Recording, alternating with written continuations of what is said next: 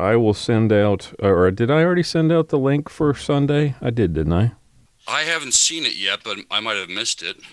Can't remember. I think I sent it in an email to everyone. Oh yeah, live show plans. Yep. Yeah. I'm going to flag that so it shows up under my important emails. Get it out of the spam folder. No, your stuff never goes to the spam folder. No matter how hard you try, it just won't go.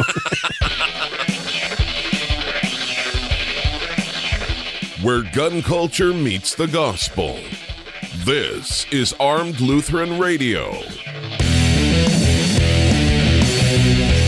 Hi, folks. Welcome to Armed Lutheran Radio, a show about guns, hunting, competitive shooting, the natural right of self-defense, and what God's Word says about the issues surrounding gun rights and gun ownership. I'm your host, Lloyd Bailey, the Armed Lutheran, and this is episode number 199. We are just 1 week away from our big 200th episode extravaganza, and today is our final Clinging to God and Guns episode for 2019, and joining us again is our good friend John Bennett, the pastor at St. John's Lutheran Church in Willow Creek, Minnesota. Pastor, welcome back. Thank you, Lloyd. It is good to be back. I can't believe it's been almost 200 episodes, although I haven't been with you for all 200, but... You've been with me for a pile of them. Yeah. So. Well, before we get started, I want to thank all of those of you who value the podcast enough to have contributed to keep us going. Armed Lutheran Radio is listener funded, and of course that means we rely on our listeners for their support to keep the lights on. Those of you who buy from the Armed Lutheran shop or who have bought the Armed Lutheran books, and especially those of you who are members of the Reformation Gun Club, for as little as $1 a month, you get access to exclusive content, hundreds of hours of it, some cool Armed Lutheran swag, invitations to our monthly live hangouts, and you get the satisfaction of knowing you helped keep this show going. If you would like to join them, if you'd like to find out more, like Turbo 1889 did this week, or if you'd like to learn more about the benefits and the costs and all the different benefit tiers, go to armedlutheran.us/gun club for all the details.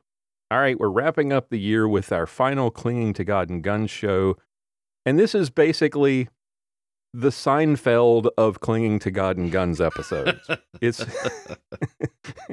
is a show about nothing. We're just sort of looking back at this past year. We changed the format to alternate between variety shows and our visits together, Pastor, and you started a new segment called Pastoral Pontifications. What did you think about the change when I first proposed it, and what do you think of it now? Well, at first I was so tempted to say, "Nice knowing you."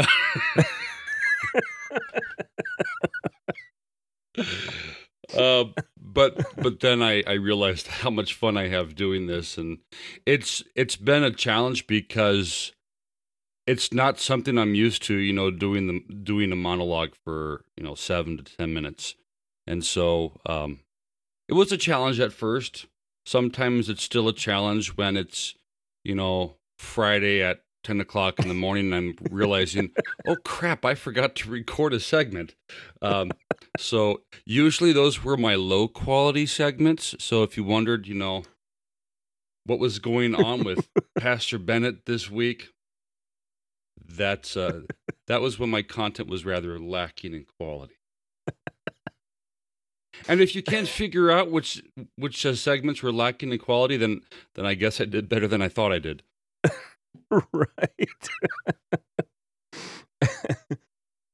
Absolutely excellent every single week. It was always entertaining and fun, and I appreciate you doing it. We did a few different things this year. We did the old kind of tried and true article fisking like we've done in the past, but we also we took on some specific topics, things like anti-Semitism most recently, and pacifism, and we did the doctrine of the lesser magistrate one week. Yep.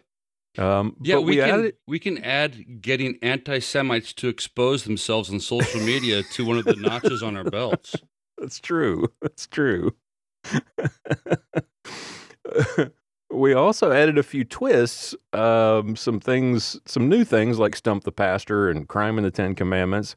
We did 16 or 17 of these episodes this year. Which of those segments did you like the best? What is there an episode that stands out that was fun, a story or something that we discussed that you enjoyed particularly? I like the Stump the Pastor segments the best. And I think that just impromptu, it just feels more natural for the show, at least to me. Yeah. Plus, it means I don't have to prepare anything, so that's always good. Zero show prep. Let's see. It's in the middle of Lent. Let's do Stump the Pastor this week, so I don't have to do any prep work. Right, exactly. If you go back and look at which weeks we did Stump the Pastor, those were weeks when generally when one or the other or both of us was really busy and we didn't have a whole lot of time for show prep. But they turned out the Florida Man episode was fun though. Preaching to Florida Man was fun. Yes. I mean, how often do we do an episode about a guy naked in a chicken coop? I mean, that only happens in Florida and on Armed Lutheran Radio. And how do you minister to him if he's one of your congregants? Well, to get a little more serious, we did a couple of episodes on topics that I wanted to sort of follow up on briefly. We responded to dozens of articles and speeches and sermons by Christians in previous years. We did a couple of those this year, Christians who oppose gun rights. And I think if you look at it, you can kind of see why some of those people adopt that position. They're well-meaning, and they think that their duty to love their neighbor means you should support gun control. But I think we're seeing in the culture at large, highlighted by some of these Democrat debates and the crazy people that we have running on the Democrat side, trying to become the nominee for president in the general election next year. There's some troubling things that we see more and more often beyond the gun debate. We're seeing, church leaders blessing abortion clinics, and we're seeing the bishop of one of the major denominations claiming that the Bible doesn't oppose abortion, and churches embracing the LGBTQ, not just the community, not just as, in our call to love them, even as we pray for them for their repentance, but instead to accept the lifestyle we see. Well, and even, for example, with the ELCA, you have them now ordaining transgender pastors. True. Yes, exactly. And we see the media pushing the transgender, the transgender ideology or their politics in movies and television. We're seeing candidates for president invoking their Christian faith to support these progressive policies. People like Pete Buttigieg. Yeah, how ironic is it that there is a guy running for president who's gay and has the word "but" in his last name?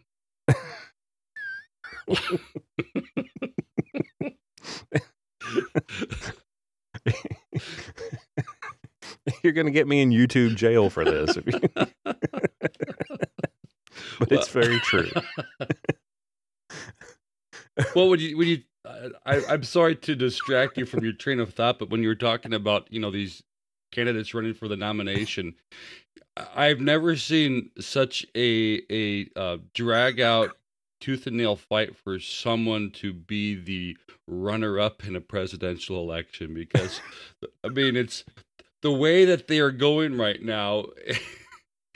Every time they have a debate, they're cutting a campaign commercial for Donald Trump. This is so true. They're all fighting to be the loser in the next presidential election. The last clown thrown off Bozo Island.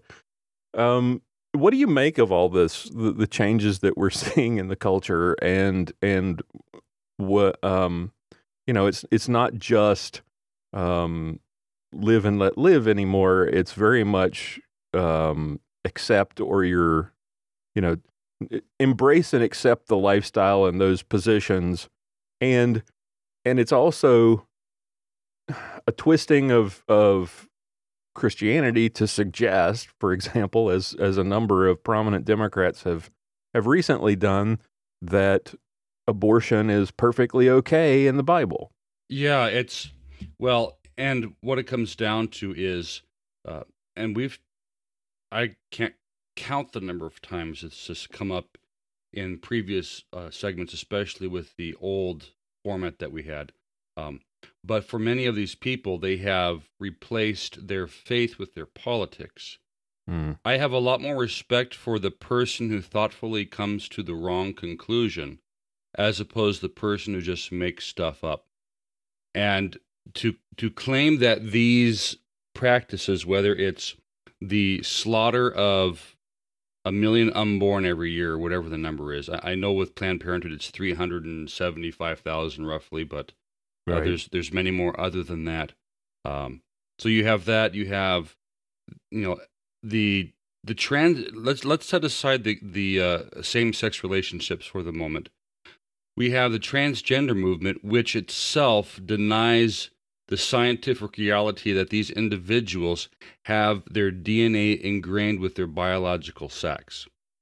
Right. Something that I saw that was even more disturbing, you had this 11-year-old boy who goes by the name Rebecca, who is the son of an ELCA pastor who has been paraded at an ELCA convention because this boy goes by the name Rebecca and believes he's a girl and lives his life as a girl. And Marvel Comics just produced an episode where they call it the first transgender superhero, based on this pastor's son who lives his life as a girl. And is streaming on the Disney Plus service, which is another reason why we will not be getting the Disney Plus service, because I'm not going to pay a company to produce propaganda that's aimed at changing my children's perspective on reality. I'm just not going to do it. Right. No, I'm with you there. And so much of this is not driven by anything that's theological, but rather it's driven by an absolute denial of theological truths, an absolute denial of the inerrancy of the scriptures. And really, that's what this all boils down to. Once upon a time, the Lutheran Church Missouri Synod was in fellowship with the ALC, which the ALC joined with the LCA, Lutheran Church in America. ALC was American Lutheran Church, for those who aren't aware of all the backstory with the different Lutheran synods.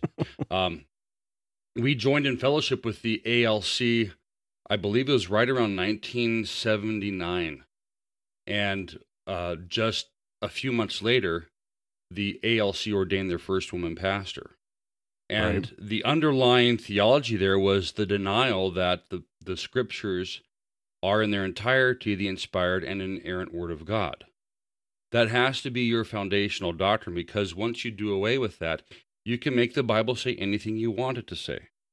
Once you say that the scriptures contain errors and opinions of the men who wrote the various passages of the scriptures, you then come away with the Bible that looks like Swiss cheese, and then you can deny anything in there to say, well, that was just St. Paul's opinion when he was condemning homosexuality.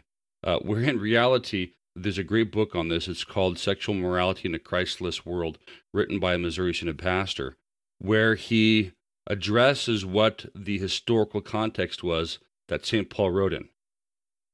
At that time in human history, it was more common for men to keep company with men without getting into the dirty details that no one wants to hear about. In Roman society, women were seen primarily as being there for birthing children and for raising children. Gotcha. If you were a person of or a family of low income, you would hope that some wealthy man would take interest in your young prepubescent boy. So that was the culture that Paul wrote in. And then to say that Paul was just writing what was, considered as accepted in his society at the time, I mean, it's so far off the mark. So, but I'm rambling, so I'll let you take the next question now. No. And it's interesting you would bring that up, because I think we're kind of seeing, especially with the with the scandals in Great Britain and the Jeffrey Epstein thing, that Jeffrey Epstein didn't kill himself, by the way. I love how you slipped that into your segment one week. That was hilarious. And I'm not going to give away which one it was if you missed it, so go back and listen. That high society in today's culture is right back to where we were in Roman times, embracing the same sorts of sins. Very much so. Very much so. And, and especially if it comes to the transgender movement among children is it shows just the degradation of our society. You had, and I don't even remember what the kid's name was, but you had this teenage or prepubescent drag queen that was dancing at gay bars. Right. When you have leading a pride parade, too. Yeah. And when you have the normalization of the sexualization of children, which is entirely what this LGBT or which is what the transgender movement regarding children really is all about.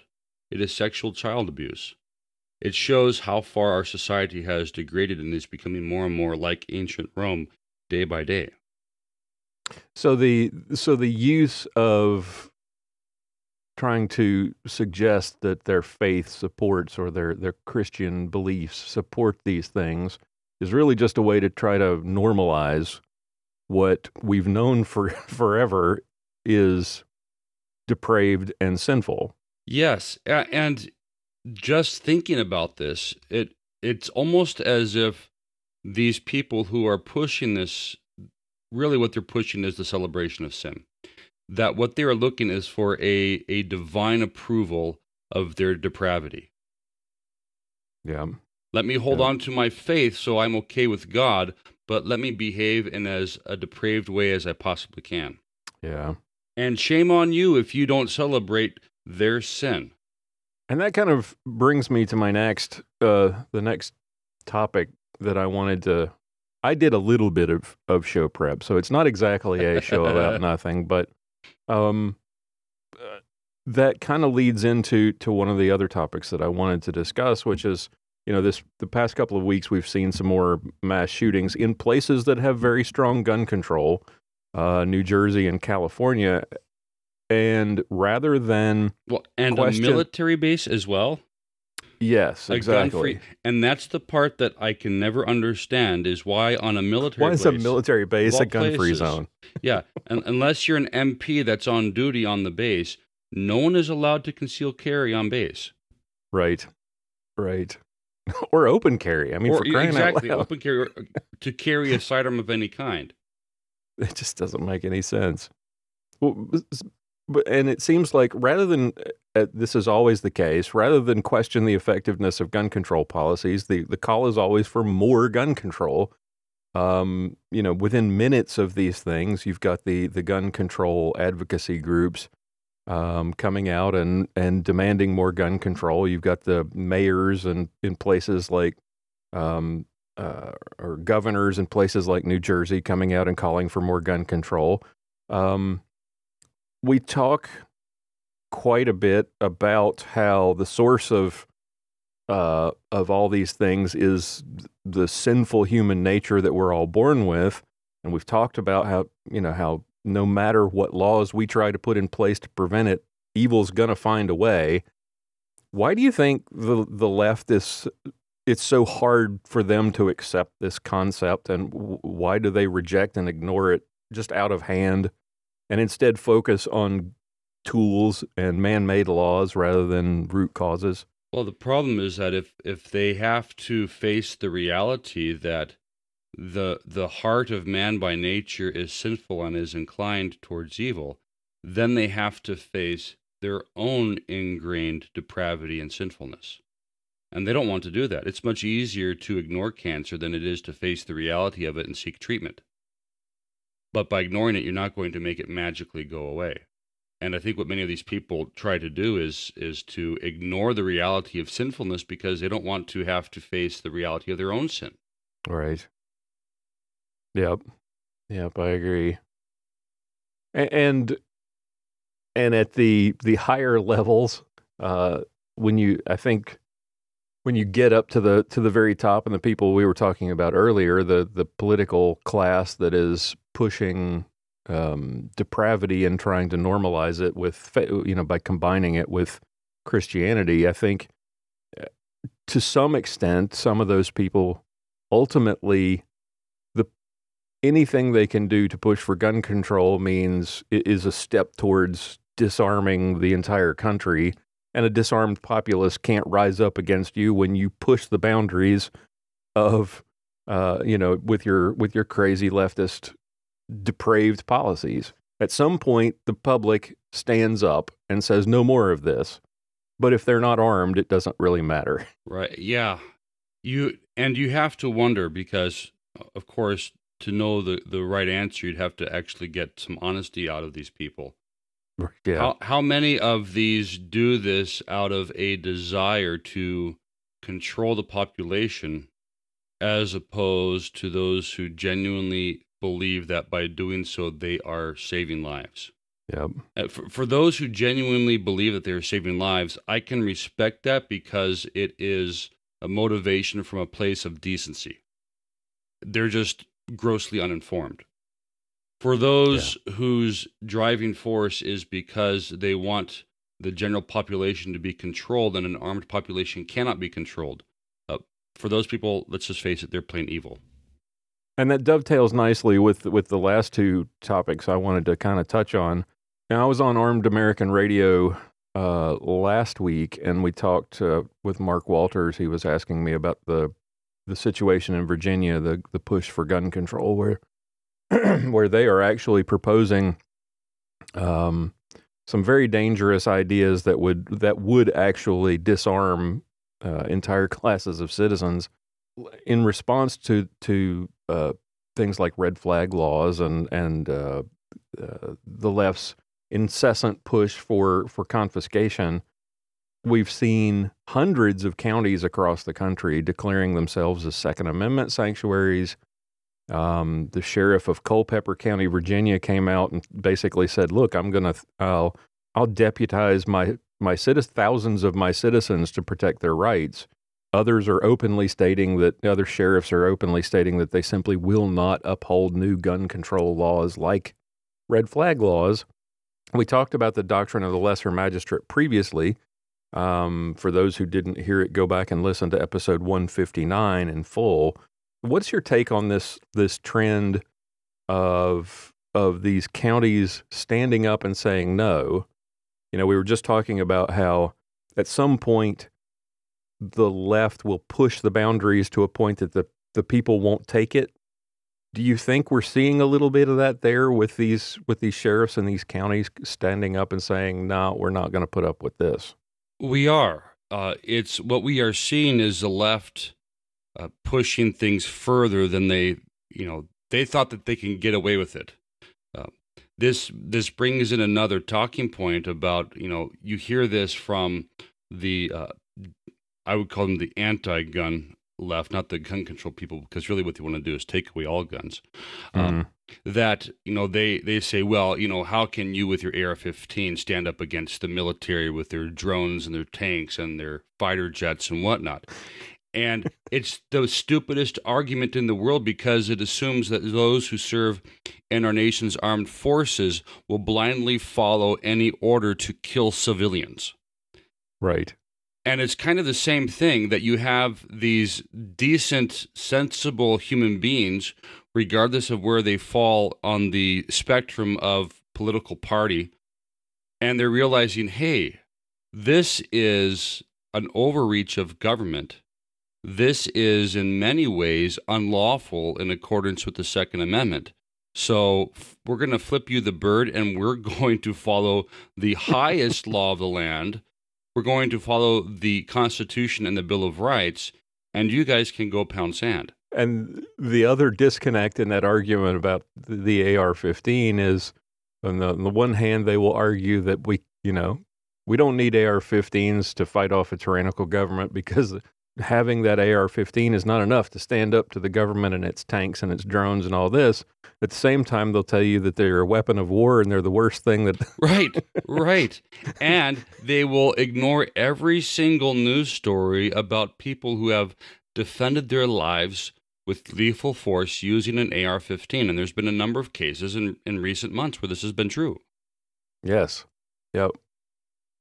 And along those same lines, you get those who argue, well, you shouldn't have guns, or you shouldn't have those kinds of guns because the police and the military are the only ones who are supposed to have them. And you shouldn't have a gun because the you can call 911. The police will take care of it. It's their job to deal with criminals.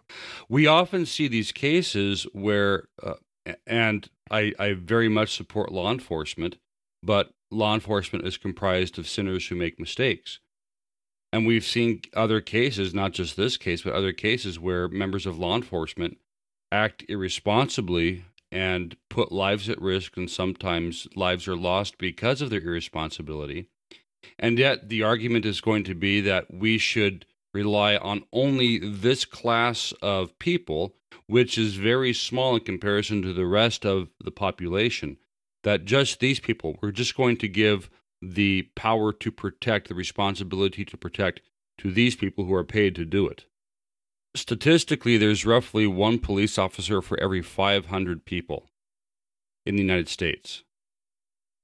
Okay. In my home, there are 2 adults who have access to firearms for every 5 people. Which demographic is safer? Those who rely on themselves, or those Yes. who rely on the police? Which demographic is more easily suitable, or I should say more readily suitable to provide instant armed response? Police officers who may be 5 to 30 miles away, depending on where you live, or the armed citizen? Yep. My armed response is if it's in the middle of the night, the amount of time it takes me to wake up and use the biometric scanner on my gun box. Shameless plug there for gun box. That I'm ready to go in seconds. As opposed to where I live, it could be half an hour before there's an armed response from law enforcement. Right, and even in big cities, the response time is not necessarily great or any better than that. Sometimes it is, sometimes it's not. It depends on the city. Let's just say 3 minutes, which would be an outstanding response time for phenomenally any large good city. 3 minutes. Yep. How many times can you pull the trigger and reload a magazine in 5 minutes or in 3 minutes? But we're supposed to wait until police arrive before there is any armed response to someone who is armed with a firearm and intending to do great bodily harm. Right, and beyond the question of the whether or not police have a responsibility to protect you, which the Supreme Court has ruled that they don't.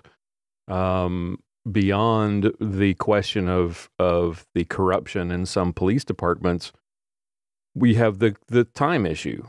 It's a matter of how quickly can they get there, and more often than not, they're there in time to draw chalk lines around your body and collect evidence and question witnesses. Exactly. As we kind of wrap things up here, look ahead to 2020, the elections, the shampeachment that continues to roll along, gun control, the political division in the country that seems to never cease. What are your thoughts or your predictions for what we see happening next year? My prediction is that the left is going to continue to become more radical, which is going to drive more of those who are in the middle, just for lack of a better term, towards conservatism. And the reason I say that's my prediction is because that is the trend that we are currently seeing. That, it's Donald Trump's best poll numbers came out after they started the impeachment hearings, because so many people in the United States realized, hey, this entire thing is just a sham. They've provided no evidence. You know, when they are parading people to testify who never even spoke with the president, you know? Orange Man said bad things. Did you hear him say anything? No. It's basically, it's like investigating a murder based on the testimony of somebody who heard from a guy who spoke to a guy who heard it from a friend who heard it from a friend. But it's, I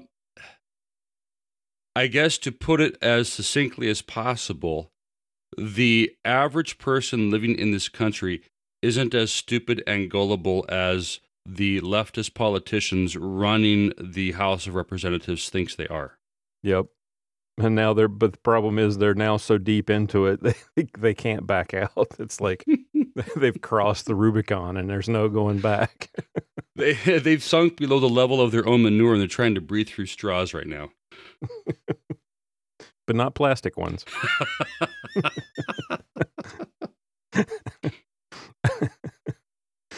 Well, Pastor, thank you so much for doing this. Thank you for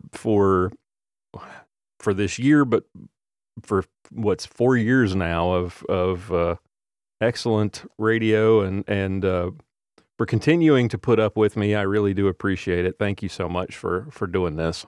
Hey, it's been fun, and as much as I joke about, you know, I was ready to say see ya when you said you've got your own segment now.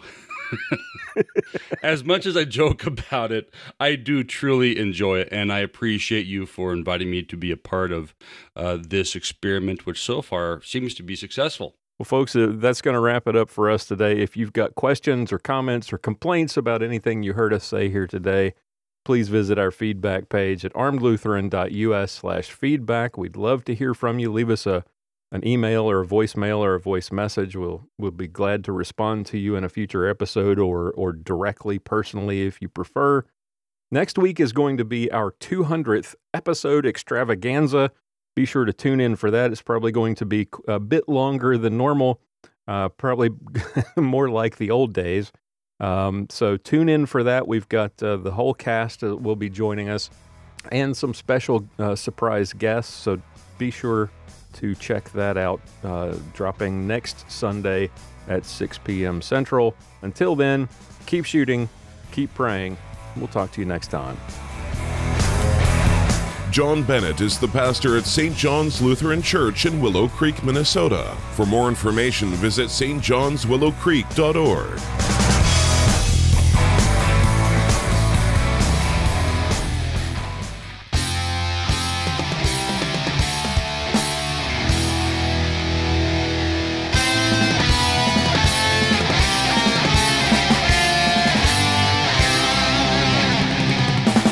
For show notes, be sure to visit our website at www.armedlutheran.us. Check out the Facebook page, The Armed Lutheran, or join our Facebook group, Fans of Armed Lutheran Radio.